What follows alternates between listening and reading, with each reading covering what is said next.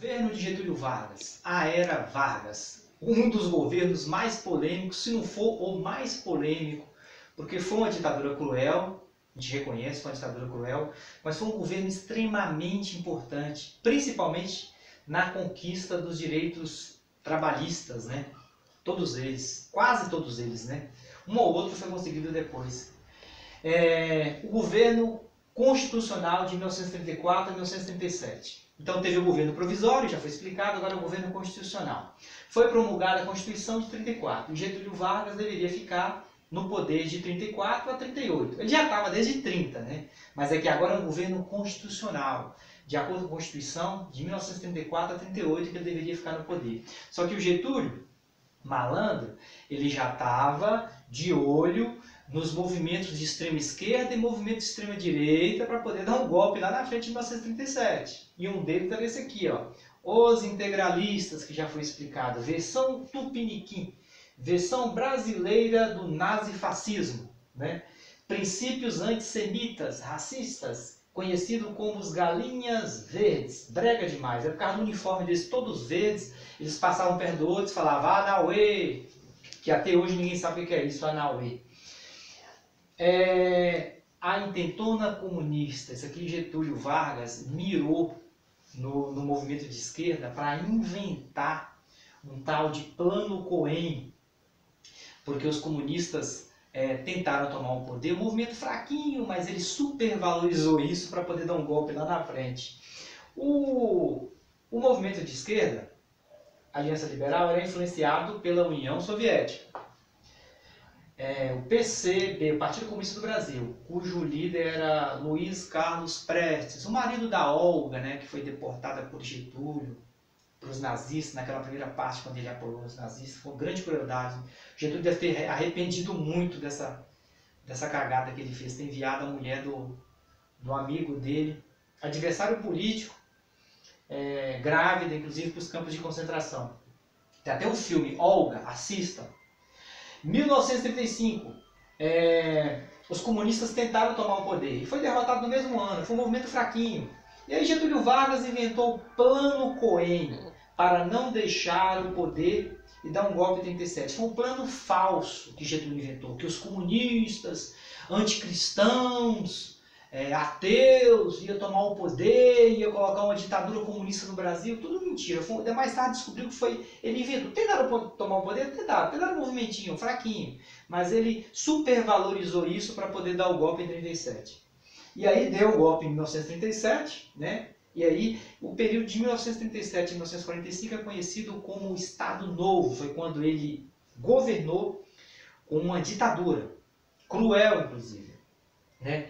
Ele suspendeu a Constituição em 34, a Constituição que foi promulgada no governo dele, ele deu um golpe no próprio governo, ele suspendeu. Publicou uma nova Constituição, uma Constituição em 1977, uma Constituição autoritária, né, imposta, sem constituinte, não tinha legislativo, ele mesmo foi lá e pegou e meteu a Constituição goela abaixo para os brasileiros. Restringiu a autonomia dos estados e municípios, de novo centralizando o poder nas suas mãos. Getúlio não gostava de dividir poder com ninguém, o poder era nas mãos dele, né? Aprimorou os métodos de repressão, né? uma política de repressão violenta, né? E criou a DIP, Departamento de Imprensa e Propaganda. Isso aqui é a cara do fascismo, ele imitou isso aqui do Hitler, com o Departamento de Propaganda do Goebbels. E aqui fazia propaganda do governo. O Hitler fez, o Hitler faz, o Hitler fez, o Hitler faz. Na verdade ele fazia mesmo, né? Mas é sobre uma ditadura cruel, né? Foi um governo progressista, mas com uma ditadura cruel.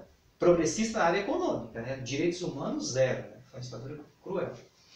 Fim do Estado Novo em 1945. Então no Estado Novo a ditadura acabou em 45, né? O Hitler chegou a apoiar o nazismo, só que aí a Alemanha, né, o Hitler tinha prometido um financiamento de uma siderúrgica, não cumpriu e ainda afundou 5 navios mercantes do Brasil. E aí o Brasil declara guerra à Alemanha, só que antes de declarar a guerra à Alemanha, apoiou os Estados Unidos em troca de um financiamento. para poder, uma grana para poder financiar uma siderúrgica, né, a CSN, Companhia Siderúrgica Nacional. Porque Getúlio tinha um sonho de industrializar o Brasil e conseguiu. Só que para um país ser industrializado precisa de uma siderúrgica. A siderúrgica é aquela que vai lá, cava o chão, tira o minério do solo para poder desenvolver uma indústria. Nenhuma indústria, a não ser que seja um país rico como o Japão, consegue comprar os minérios, né? Um país que quer industrializar tem que ter uma siderúrgica forte, né? E ele conseguiu. E aí, com base nessa troca de favor aqui, os Estados Unidos financiou a indústria, ele apoiou os Estados Unidos na Segunda Guerra Mundial. Inclusive, mandou 30 mil soldados para combater o fascismo na Itália, né? Só que aí, ele entrou numa contradição terrível. Quando acabou a Segunda Guerra Mundial, né, entrou nessa contradição aqui, ó, combatia uma ditadura fascista na Itália, mas tinha um governo parecido com o governo fascista italiano, de repressão. Então, como é que ele defende a democracia na Europa e fica com uma ditadura aqui? Foi uma contradição terrível, né? Então, aí agora ele teve que ceder à pressão para poder voltar à democracia no Brasil. Os militares e a população civil exigiu a sua renúncia, né? E aí ele deixa o poder em 1945 e fica no lugar dele o presidente judiciário. O presidente judiciário assume até quando houver novas eleições. Política econômica e valorização do trabalho no governo de Getúlio Vargas. Aqui é alguma das conquistas dos trabalhadores no governo de Getúlio Vargas. Tem várias, mas as principais. Diversificação da atividade econômica. O Brasil era só um país agroexportador, né? Só vendia café para a Europa e para os Estados Unidos. Com a crise econômica de 29, ficou impossibilitado. Aí Getúlio salvou a economia cafeeira e ainda diversificou, industrializou o país. Criação de institutos, autarquias, colocando o Brasil na era da modernidade. Industrialização e urbanização, né? Deixa de ser um país agroexportador e passa a ser um país também agroexportador, até hoje ainda né? Ainda vende muita soja in natura, mas um país com a indústria forte. Criou a CSN em 1941, uma companhia siderúrgica nacional com financiamento dos Estados Unidos, né, em troca de apoio para a Segunda Guerra Mundial. Criação da Vale do Rio Doce, uma siderúrgica também, inclusive foi vendida por Fernando Henrique Cardoso, baratinha, valia 18 bilhões na época, vendeu acho que 2, 3 bilhões, né? Muita corrupção nessa venda. Estabeleceu o salário mínimo em 1940, isso aqui é muito importante porque até hoje estabelece assim, um salário mínimo e um piso salarial para cada categoria. O salário mínimo é o mínimo que pode se pagar. Inclusive, que se fosse corrigido, você estaria hoje aproximadamente R$4.000. Né? Então, hoje o empregador não pode pagar um salário menor do que o mínimo. Né? E o salário mínimo é importante para proteger a classe trabalhadora.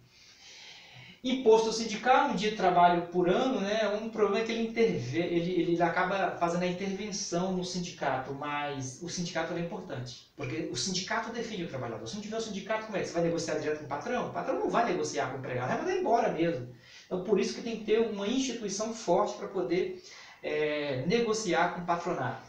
Criou a CLT, né, as leis trabalhistas, várias leis trabalhistas que foi criadas no governo de Getúlio Vargas, né, aposentadoria, férias remuneradas, final de semana remunerado, né? Tudo isso foi criado no governo de Getúlio Vargas. Houve sim uma proteção do trabalhador. Ele é conhecido como o pai dos pobres, né? Porque ajudou bastante os pobres, e a mãe dos ricos, porque os ricos deu muito dinheiro na era Vargas também. Tornou o ensino primário gratuito e obrigatório. Isso aqui foi uma medida muito importante. Ó. Em plena ditadura ele cria o ensino primário gratuito e obrigatório, que uma forma de combater o analfabetismo, né? E para que o povo também tenha mais consciência política, né? Com acesso à educação. Diferente do governo Bolsonaro agora, que não queria votar nem o Fundeb, né? Teve uma pressão, inclusive nessa mesma época da aula, né? Dia de hoje, hoje é dia 22 de julho, né? O Fundeb foi aprovado ontem, dia 21. O governo não queria o Fundeb, que é um fundo que financia o ensino básico, né, da creche ao terceiro ano do ensino médio.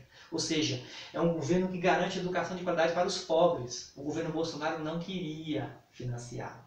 Teve a oposição, juntou e fez uma campanha forte e foi aprovado, ainda bem. Né? criou a Petrobras. Inclusive o governo Bolsonaro quer vender a Petrobras, né? E a Petrobras está aí, firme e forte. Então, o governo do Getúlio Vargas ele é um governo um pouco bastante contraditório, né? Porque teve uma ditadura cruel, mas também colocou o Brasil na era da modernização, se cercava das pessoas mais inteligentes para poder governar o país, né? Um governo parecido com o do Getúlio Vargas foi o governo do Lula, né? Foi um governo parecido com o Getúlio. Até a próxima.